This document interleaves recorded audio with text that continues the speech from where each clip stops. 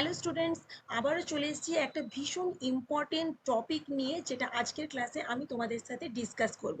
এবং যে সমস্ত স্টুডেন্টসরা সেপ্টেম্বর মাসে এসএলএসটি এক্সামে বসছো এনভায়রনমেন্টাল স্টাডিজের ওপর, তাদের জন্য তো আজকের ক্লাসটা এবং আজকের এই টপিকটা ভীষণ ইম্পর্টেন্ট। কারণ এই পিডিএফ থেকে এই যে লিস্টটা তোমরা এখন স্ক্রিনে দেখতে পাচ্ছ, এই পুরো লিস্টটা যদি তোমরা মনে রাখতে পারো, তাহলে তুমি ধরে নাও এখান থেকে একটা কোশ্চেন তো তুমি পেয়ে যাবে 7টা কোশ্চেনের মধ্যে। আজকে যে টপিকটা নিয়ে আমরা ডিসকাস করব সেটা হচ্ছে নেম অফ দ্য ডিজিজ, এবং সেই পার্টিকুলার ডিজিজটা কোন মেটালের জন্য হয়ে থাকে। আমরা জানি যে যে সমস্ত হেভি মেটালস আমাদের এনভায়রনমেন্ট থেকে আমরা পেয়ে থাকি, সেটা জলে হোক, ল্যান্ডে হোক, এয়ারে হোক, বা অন্য যেখান থেকেই হোক না কেন, সেই ডিজিজের সেই মেটাল থেকে কিন্তু আমাদের বিভিন্ন ধরনের ডিজিজ হয়ে থাকে। এবং কোন মেটালের জন্য আমাদের কোন ধরনের ডিজিজটা হয়ে থাকে, এবং সেখান থেকে আমাদের স্কিন বলো, লাংস বলো, ব্রেন বলো, বা অন্য যে কোনো যে বডি অর্গানগুলো বা পার্টসগুলো রয়েছে, কোন পার্টসটা এফেক্টেড হয়ে থাকে, এটা যদি তোমরা ডিটেলসে জানো, তাহলে কিন্তু খুব সহজেই তোমরা কিন্তু একটা কোশ্চেন, একটা থেকে দুটো কোশ্চেন তোমরা পেয়ে যাবে এই পিডিএফটা থেকে। তো চটপট চলো, আর বেশি দেরি না করে ক্লাসটা একটু রিড করে নিই এবং বলে দিই কিভাবে তোমরা কিন্তু এই লিস্টটা মনে রাখবে, এবং এই লিস্ট থেকে ডিজিজ রিলেটেড কি ধরনের কোশ্চেন আসতেও পারে সেটাও কিন্তু আমরা এরপর ডিসকাস করব। দেখো, প্রথমেই যে মেটালটা নিয়ে নিয়েছি মোস্ট ইম্পর্টেন্ট, যেটা হচ্ছে মার্কারি। এই মার্কারি, যার সংকেতটাও আমি কিন্তু পাশে তোমাদের লিখে দিয়েছি, যাতে তোমাদের মনে রাখতে সুবিধা হয়। অনেক সময় হয়তো কোশ্চেনে মার্কারি আসতে পারে, অনেক সময় হতে পারে এই জি মেটাল, এরকম ভাবেও আসতে পারে। তো মার্কারি মেটালসের জন্য কোন ধরনের ডিজিজ হয়ে থাকে, আমরা প্রত্যেকেই জানি যে মার্কারি আমাদের ওয়াটার বোন বা জলবাহিত একটা মেটালস, যার মাধ্যমে কিন্তু মিনামাটা বা পিঙ্ক ডিজিজ হয়ে থাকে। ওকে, নেক্সট কোশ্চেন হচ্ছে নাইট্রেট। নাইট্রেট, যার সিম্বল হচ্ছে NO3-। নাইট্রেটের জন্য ব্লু বেবি সিনড্রোম ডিজিজ হয়ে থাকে। ক্যাডমিয়াম, যার সংকেত হচ্ছে CD, এই ক্যাডমিয়ামের জন্য যে ডিজিজটা হয়ে থাকে দ্যাট ইজ ইটাই ইটাই। এই ইটাই ইটাই রোগটারই আরো একটা নাম হচ্ছে আউচ আউচ।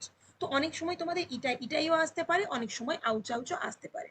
ওকে, এই কোশ্চেনগুলো আবার ঠিক উল্টো ভাবেও আসতে পারে, যে ইটাই ইটাই বা আউচ আউচ এই ডিজিজটা কোন মেটালের জন্য হয়ে থাকে। 4টে অপশন থাকলো, মার্কারি, নাইট্রেট, ক্যাডমিয়াম, আর্সেনিক। সঠিক অ্যান্সারটা হবে ক্যাডমিয়াম। ওকে, নেক্সট মেটালে আমরা চলে যাব আর্সেনিক। আর্সেনিকের জন্য কি কি ডিজিজ হয়ে থাকে?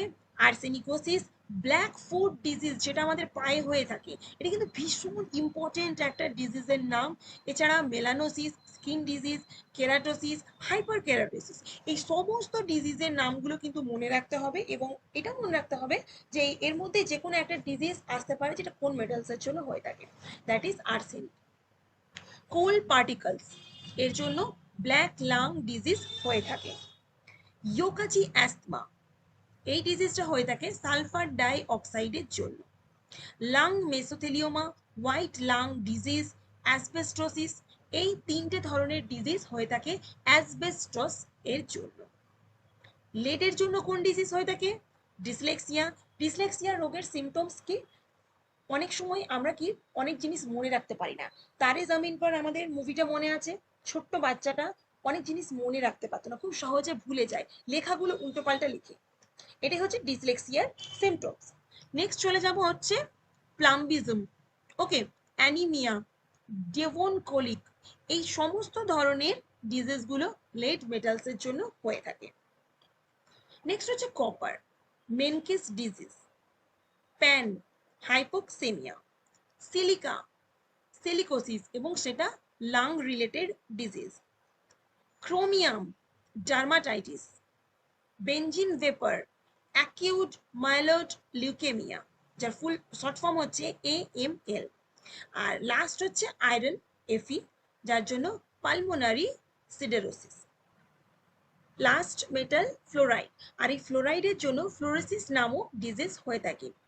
ফ্লোরোসিস হচ্ছে এমন এক ধরনের ডিজিজ যার জন্য কিন্তু আমাদের স্কিন, বোন, হাড়ের ক্ষয় হয়ে থাকে, দাঁত হলুদ হয়ে যায়, হাড়ের ক্ষয় হয়ে থাকে। তো এই যে বা ইয়েলোইশ একটা ভাব দেখতে পাওয়া যায়। তো এই যে ডিজিজের সিমটমস গুলো, যার নাম হচ্ছে ফ্লোরোসিস, এবং যেটা ফ্লোরাইড মেটালসের জন্য হয়ে থাকে।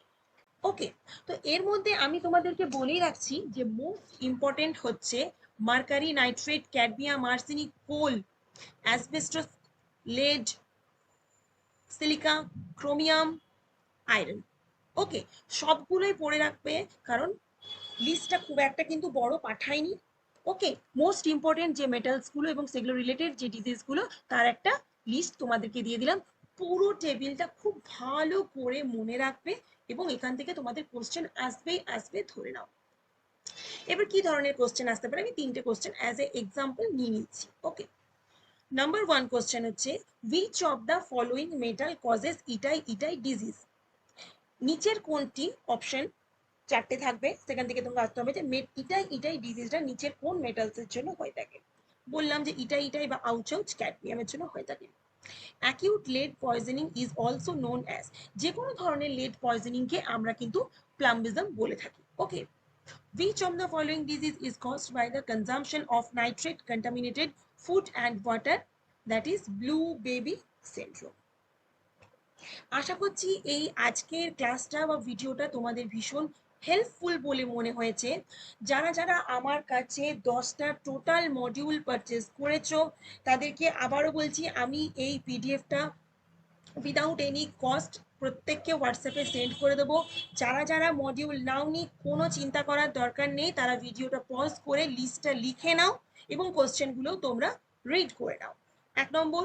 2 নম্বর হচ্ছে যে আমাদের বেঙ্গলি একাডেমির তরফ থেকে, চ্যানেলের তরফ থেকে তোমাদেরকে ইনফরমেশন এটাই দেওয়া হচ্ছে যে পর্ষদ থেকে যে এসএলএসটি সিলেবাসটা দেওয়া হয়েছে এনভায়রনমেন্টাল স্টাডিজ রিলেটেড, পুরো মডিউল ধরে ধরে তার যে সাবসেকশন রয়েছে, সমস্ত সাবসেকশনগুলোর ওপর আলাদা করে পিডিএফ মডিউল রেডি করা হয়েছে।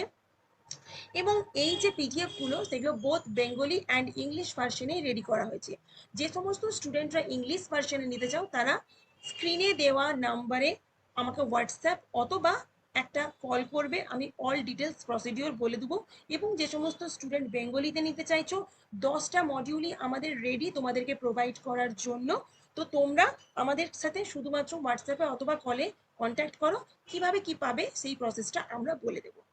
এসএলএসটির এনভায়রনমেন্টাল স্টাডিজ রিলেটেড আরও বেশ কিছু ইম্পর্টেন্ট এই ধরনের টপিক আমি চেষ্টা করব প্রত্যেক দিন তোমাদের সাথে ইনফরমেটিভ ক্লাস নিয়ে আসার, এবং সেগুলো শেয়ার করার, ডিসকাস করার, যাতে তোমরা প্রত্যেকে খুব ভালো করে প্রিপারেশন নাও। কারণ হাতে আমাদের আর খুব বেশি সময় নেই, এবং এক্সাম আমাদেরকে কিন্তু খুব ভালো করে দিতে হবে। কারণ বেশ কয়েক বছর পর আমাদের কাছে একটা সুযোগ এসছে আমাদেরকে প্রমাণ করার, প্রুফ করার এবং পরীক্ষায় এক্সামে পাস করার জন্য।